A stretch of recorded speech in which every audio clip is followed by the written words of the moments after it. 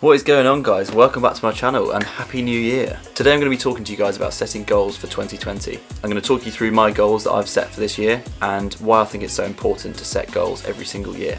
Before we get into it, make sure you hit that subscribe button down below and click that bell so that you never miss a video. But right, let's get into it.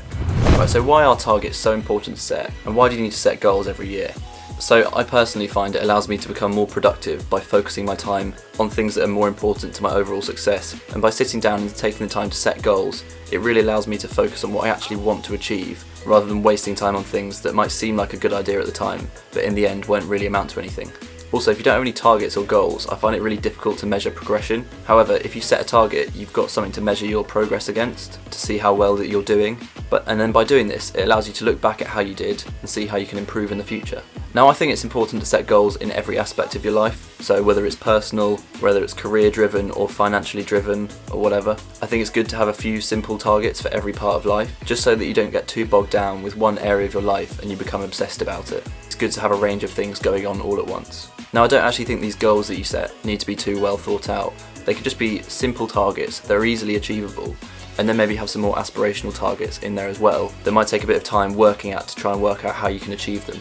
Because by having these easier targets to achieve, as soon as you achieve them, it's great motivation to then carry on to the next target that again might be more difficult to achieve. So many people in January every single year set these ridiculous targets that they're never going to meet, that are simply just too drastic from their everyday life to achieve, or they just set so many targets that they end up spreading themselves too thin and they can't really achieve any of them to the right quality that they want. And by doing this and setting unrealistic targets or setting too many, you're inevitably going to fail them.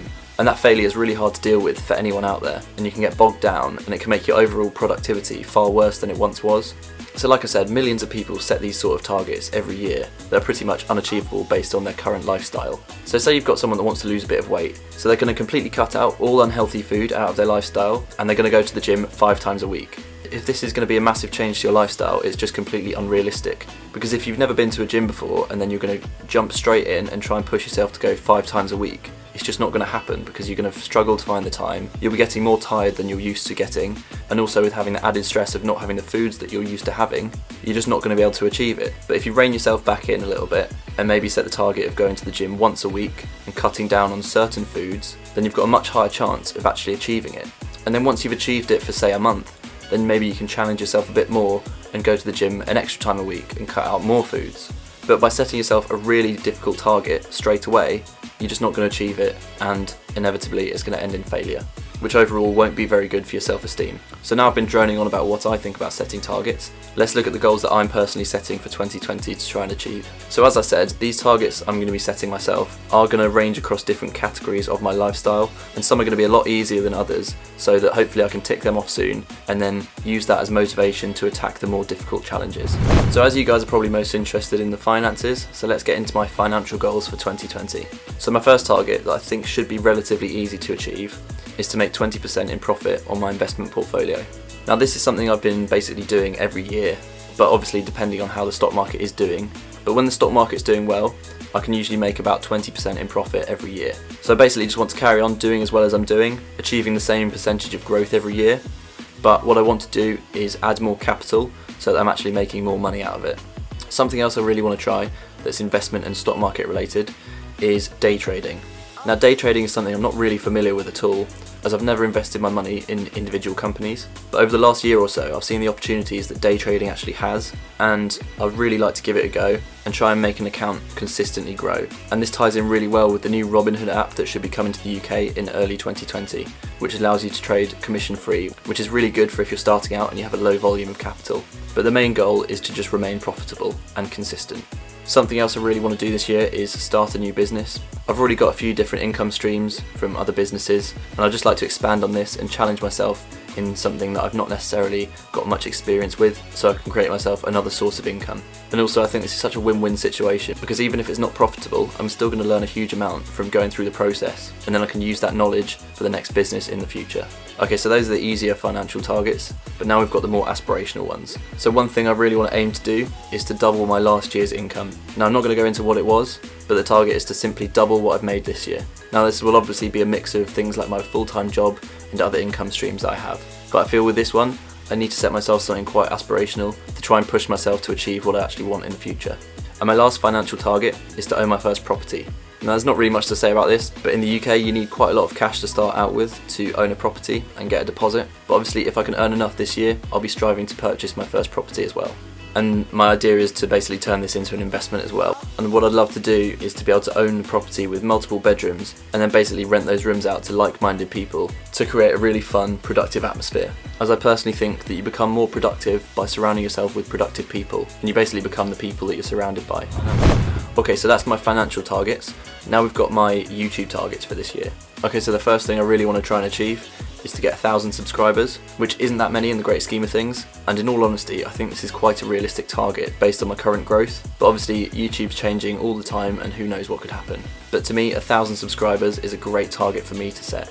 And then leading on from this point, I also really want to become monetized on YouTube.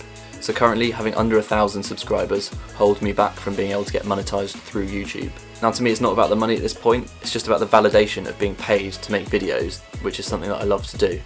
So my final goal for YouTube this year is to double my upload rate. So currently I'm trying to do 1 video a month, which really isn't very many at all, but I'd like to double that to 2 videos a month. And to me this target's so important because it will hopefully push me to become more productive with my time, because I know at the moment I'm not using my time in the most efficient way. So by working a full-time job and having other businesses on the side as well, it's sometimes quite hard to find the motivation to carry on with all of these all at once.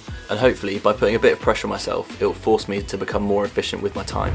So that's my financial and YouTube targets for the year. And now finally we have my all-rounder goals for just other areas of my life, which aren't necessarily financially driven. Now I think these are so important to set, as I think it's good to focus your mind on things that aren't always driven by your finances. Now the first one of these might sound ridiculous, but I want to read 3 books. So I'm quite dyslexic and I've never got on with reading, and actually this year is the first time I've ever read a book for pleasure.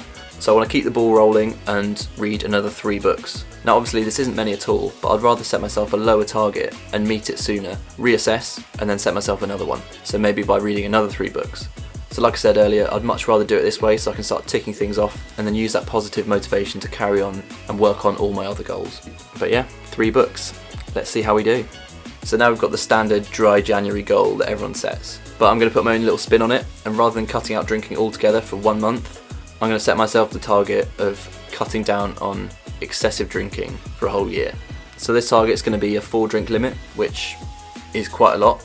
But what this is hopefully going to achieve is cutting down on excessive and binge drinking. And I think 4 drinks is the perfect limit because it's enough to have a good time with people if they're all on that level, but you're also not going to wake up feeling hungover. And I personally just really hate hangovers. So yeah, that's my dry January alternative, which you guys probably will think is ridiculous. But to be honest, I don't really mind because it's something that I just want to try. So next, I want to finish building my wardrobe. So for a bit of context, this time last year, I built myself a custom wardrobe in my room to solve a bit of a storage problem that I had. And I basically just finished it to a state where it was functional, but it doesn't look particularly nice at the moment because it's not fully finished and integrated into the wall. So what's been holding me back from completing this is the fact that I've built it to a functional state. It just needs a bit more time and money for materials to have it looking really good. So I need to crack on, get the materials and just finish it. And the final goal that I've set myself for this year is a bit of a cop-out, but it's just to say yes to more things. Now obviously it's a bit more complicated than simply saying yes to everything life throws at me, but the idea is to say yes to things that might seem daunting at first, but actually might lead to opportunities, rather than saying yes to literally everything and going out and going to the pub every single weekend. Because the whole point is to push myself outside my comfort zone, but whilst keeping that focus on what's really important to me. And hopefully it'll allow me to embrace more opportunities, improve as a person and attain more skills. So there we have it, those are my goals for 2020. Now obviously there's quite a range in there, but hopefully you guys can take some inspiration maybe and create your own list of goals for this year. Now if you set any goals this year, I'd love to see what they are. If they're financially driven or just something else entirely, drop them in the comments so I can have a look, and maybe you'll inspire me to change up my targets or set some more. So if you did make it this far, thank you so much for watching, and I hope you enjoyed the video. If you did enjoy it, please drop a like on the video, as it really helps me out. And like I said, if you've got any targets you've set yourself, drop them in the comments, and let me know what you think about my take on setting goals and targets for the year. And like I said earlier, make sure you hit that subscribe button down below and click that bell so you never miss a video. And don't forget to follow me on Instagram, I'll pop it on the screen now and in the link down below. But that does it for today. Take it easy and keep saving.